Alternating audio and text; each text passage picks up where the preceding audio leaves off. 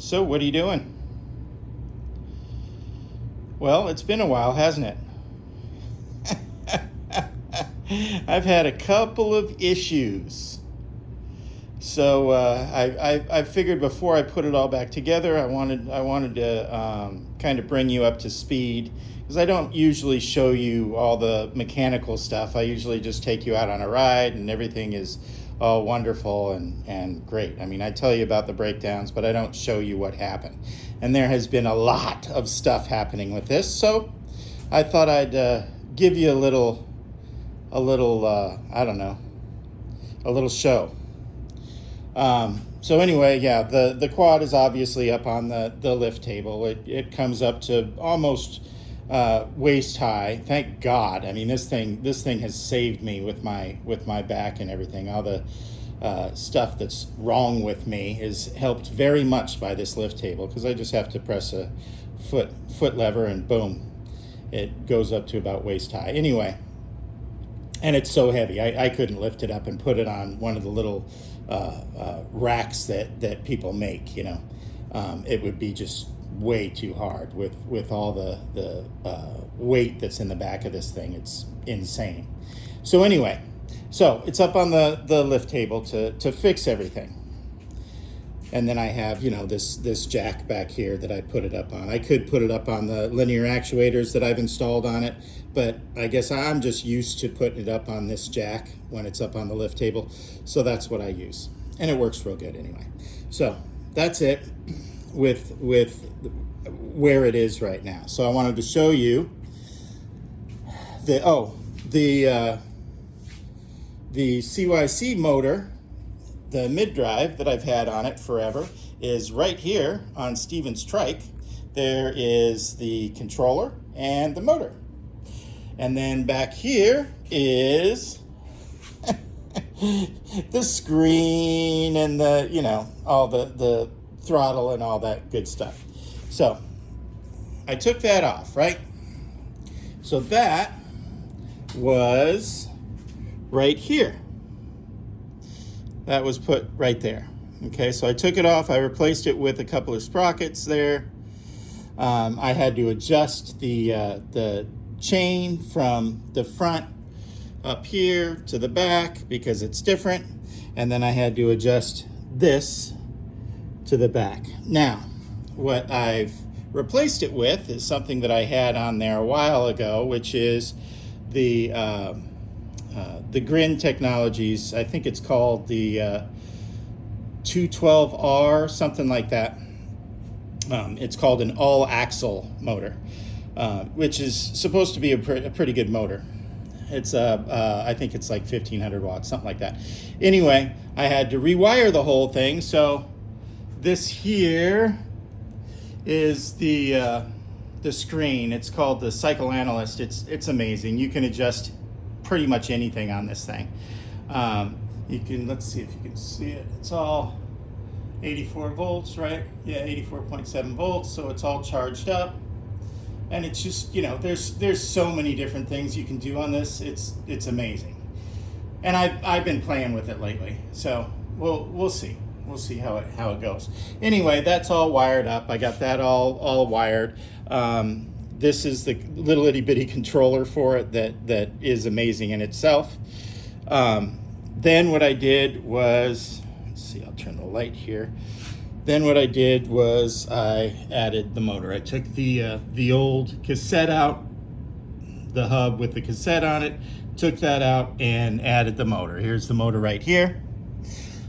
I also added stator aid in it so that it would give me a bunch more torque. And also keep the motor a lot cooler. And then, there are torque arms. This is a torque arm that keeps it from ripping the bike apart. And there's one on either side, one on the left and one on the right. I added an extra one because I just wanted more protection. So I don't need a derailleur. That's the hole for the derailleur, or the derailleur hanger, I guess you call it. I took that off because I don't need it because it's just a single speed now. If you can see that in there, I've just added, you know, one cog in there because you don't really need a whole cassette for a hub motor because it doesn't really use the gears, the bike gears.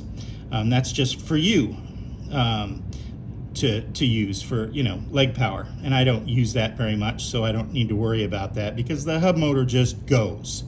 Doesn't worry about any of that stuff. In either case, when I was installing it, I noticed something. And if you look at that bolt, if you look right above that bolt, you'll see a little, it looks like a white line. I'll try to show it to you. Let's see here. It's right there. You see it? And it goes up right there from that bolt. Well, that's a crack. That's a crack. And it's a crack in the frame. So that's not good, right? Yeah, that's what I thought too. In either case, it's on the rear swing arm, which starts right here with this little bushing, and it goes all the way back here. It holds, if you can follow, there it goes. It's all the way right there, holds the motor in, goes all the way here, holds the rear wheels on. There's the shocks. You go around to the back. It's the whole bottom of the quad pretty much. All right, it's all here. This is the rear swing arm, okay? So it's cracked. And, anytime you crack the frame, it's just not good. So what I did, let me see if I can move this light so I can show you the other half of this. So what I did was I called them up, the people that built this thing for me, and I said, hey, how much would it be for me to buy a rear swing arm? Well, I didn't call them up. I emailed them because that's what I always do. In either case, they came back at me and said $1,000.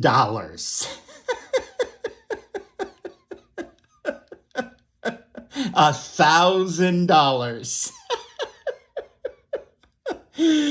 Oh my God. So I emailed them back and said, that is ridiculous. I just, I said that I did. I said, that's ridiculous. I can't believe that you're charging $1,000 for that. And the guy, I call him a kid because I don't know.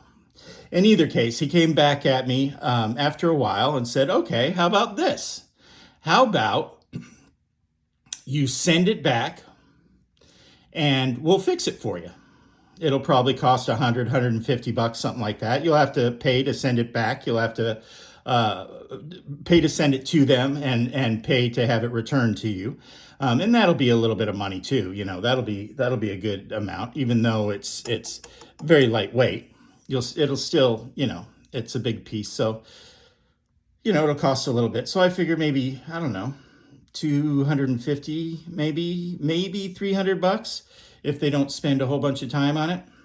So that's a lot less than $1,000. So I told the kid, I said, thank you for thinking outside the box and not just telling me, it's $1,000 tough. You have to pay for that. So I was happy with that, but I still wanted to go out for a ride. I mean, I had this damn thing put together, I remember, and I think I said this in one of my vlogs or a couple of them. I remember when it snapped. It didn't snap on this when I put this together. It snapped because I had the quick release too tight on the rear cassette that I had on it before I put this motor on it. If you remember, on one of my vlogs, I heard a big snap, and I thought it might have been some of the spokes, because I've done that before. I've snapped, 4 or 5 spokes going around a turn or something like that, going around wrong, slamming the throttle and stuff like that, where I heard it. But it was a pop. It was a big pop. But I couldn't narrow down where it was. Well, that's where it was. It was right over there. So anyway, at least I found out, where the problem was. So Okay, so I'm gonna send it back and pay for that and somehow and that'll be, that'll be fixed. That'll be okay. And it'll be even stronger than it was before. So I'm pleased with that. But I still wanted to go out. You know me. I had to get this thing out to see how it was. I haven't had this motor on there for a long, long time since I first got it. I was really excited about it because it was so configurable. You could do so many different things. These guys at Grin Technologies are geniuses when it comes to hub motors. They're super expensive, but they're really worth it. They do anything. So anyway, it's not a new motor. It's about a year and a half old, something like that. But it's a really good motor. So anyway, so I played with it a little bit, played with the cycle analyst, the adjusting this and adjusting that. I found out why I rolled it the first time, and that's why I took it off, just because I guess I was scared of it. So anyway, so it's back on. All that's good. I put everything back together. I went out for a ride or two to suss it out, to see if it would do okay for me before I did a vlog on it. Right. Well, the last ride I took out on it, the rear chain, which is right here. I'm very familiar with the rear chain, because this is, and I'll show you. I don't know if I've ever shown you where I usually have problems. This is where I usually have problems, between this cog and this cog. And then this is the pulley that I always talk about, that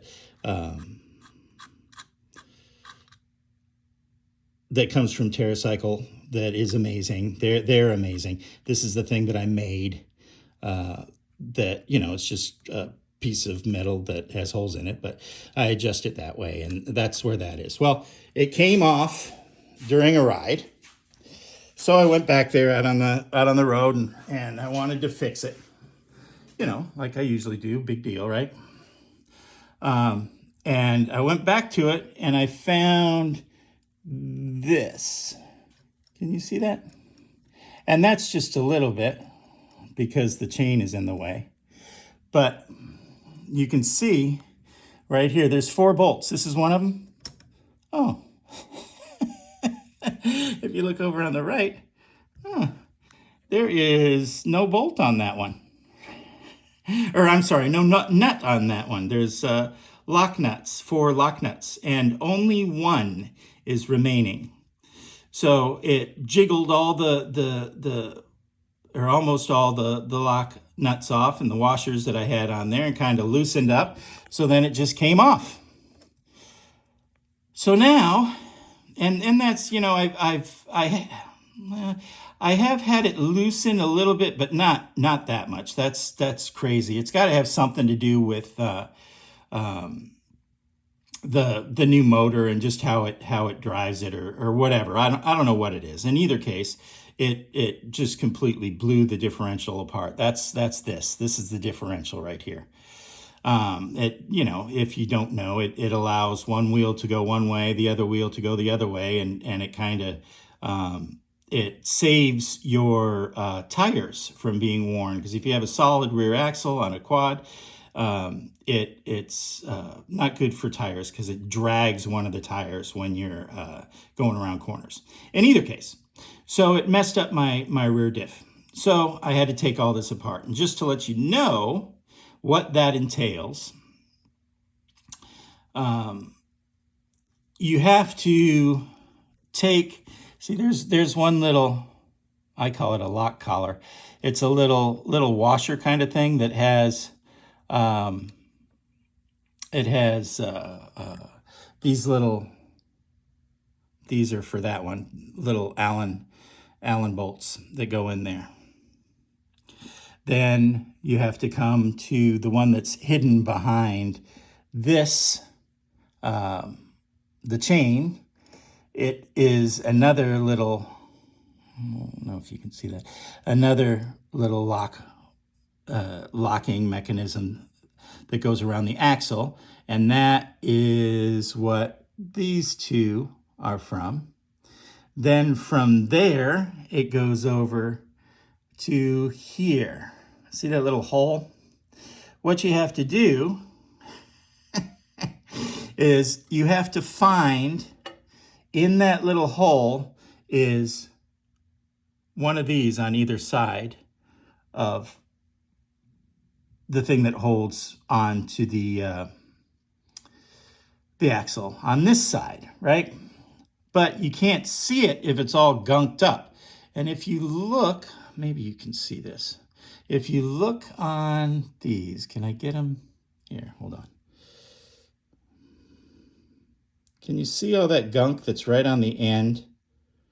It's just gunk. Well, it was on the inside of it. So I couldn't see, I haven't cleaned them yet, just so you could see it. But I couldn't see it. I had a flashlight and I was looking inside there. And what you have to do is you have to hold this still so you can see through the hole and then turn the wheel. See, I'm turning it now. But you only can turn it one way because then it turns freely. The other way turns against it and it moves this thing so you can't see it. So you move it. So you have to have two hands to do that, right? And you have to have a light source that shines in there so you can see the actual bolt or the nut, whatever it's called in there. In either case, that's difficult. I usually use a little itty bitty flashlight in my mouth so I can see inside there. Since then, I bought this, big, huge light so that I could, because I got pissed off because I couldn't see them in there at all because they were covered in this, road nastiness, the black stuff that comes off the road. So I went and got another light and I went and found them. What you got to do is put this in here and find the bolt and undo it and try not to strip it because I've done that too. So you've got to use, the good Allen wrenches, which I have. So I, press them in there real good and undo it. And that's what these little itty bitty guys are from. No, I'm sorry. That's what these two are from. I'm sorry. So I got those out of there.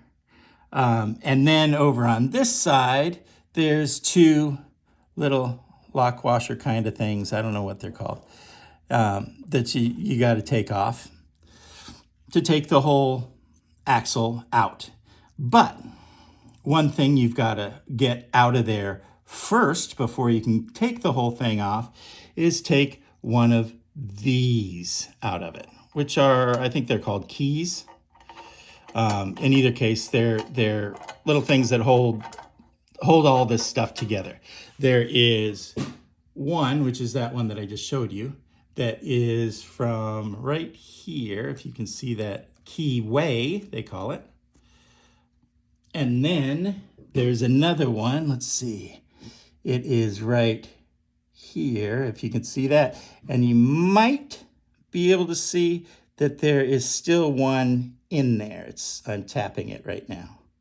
So it's in there. So it doesn't allow you to pull this out because it'll hit against this or because it doesn't have a keyway in it.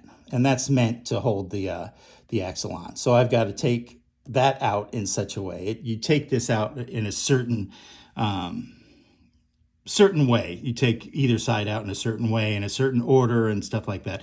There's also, you can't see it, but there's also another one on this side that you have to take out. And there's another one here that you have to take out. You see, this is this. See, this is from the left side. And there's another one of these little screws, whatever you call it, that kind of hold it from the inside. See, there's the keyway right there. Can you see that? And then let's see right here, maybe. Oh, there you go. All right. Can you see that? Yeah, there you go. So you can see how that's held together. That one goes on the left side, and then that's how it is when it's put together with the wheel on it. So that's kind of what you do to take this whole thing out. Just kind of give you I don't know what it's called, context.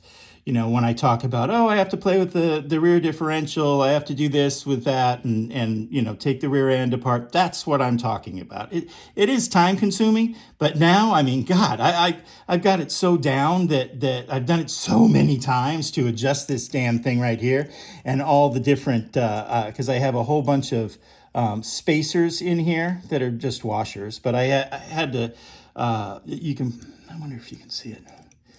They're,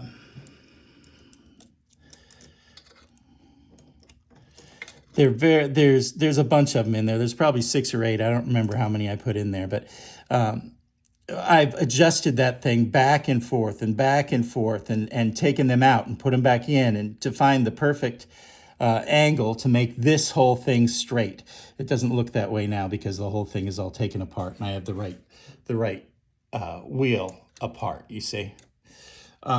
So it doesn't look straight, but it is perfectly straight. I finally got it after, I don't know, 8 months, a year, something like that. So anyway, that's what that is. That's the latest problem. I'm going to put that back together today, and I think tomorrow is, I don't know what today is. Today's Wednesday, I think. Tomorrow, I think, is Halloween. So I'm hoping to get a Halloween ride, at least one Halloween ride in, and do a vlog with it to show you that I'm still alive.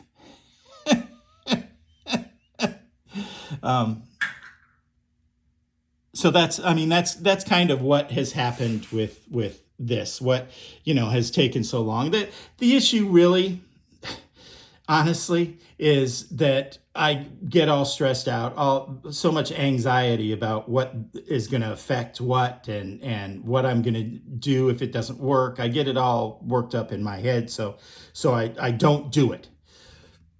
And that's more than this being difficult to do, because it's not really difficult. It's just you have to know exactly what you're doing to take it apart and put it back together. Otherwise, you're going to screw it all up. So I know how to do it. I get a lot of anxiety thinking that something internally in here is going to screw up, or something here, or, whatever it is. I get all freaked out about it, and I don't do it. And then once I do it and get it done, I go, God, that was really fast and easy. Why didn't I do that a long time ago?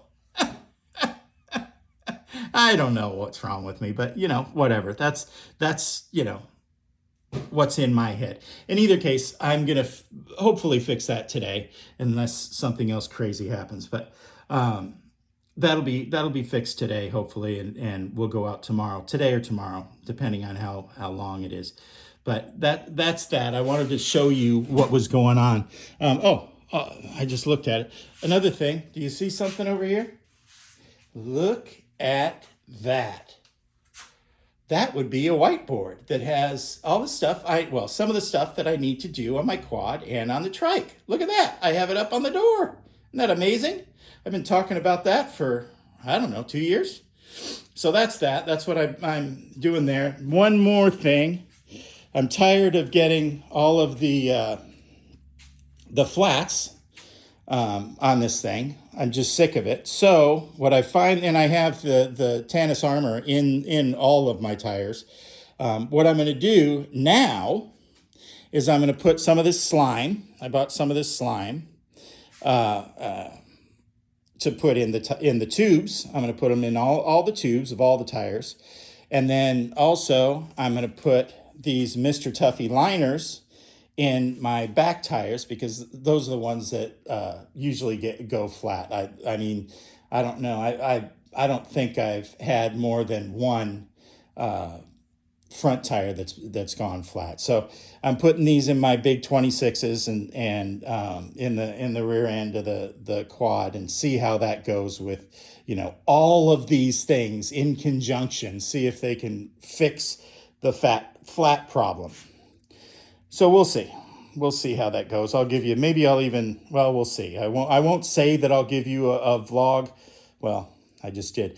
Maybe I'll give you a vlog on when I put all this stuff in.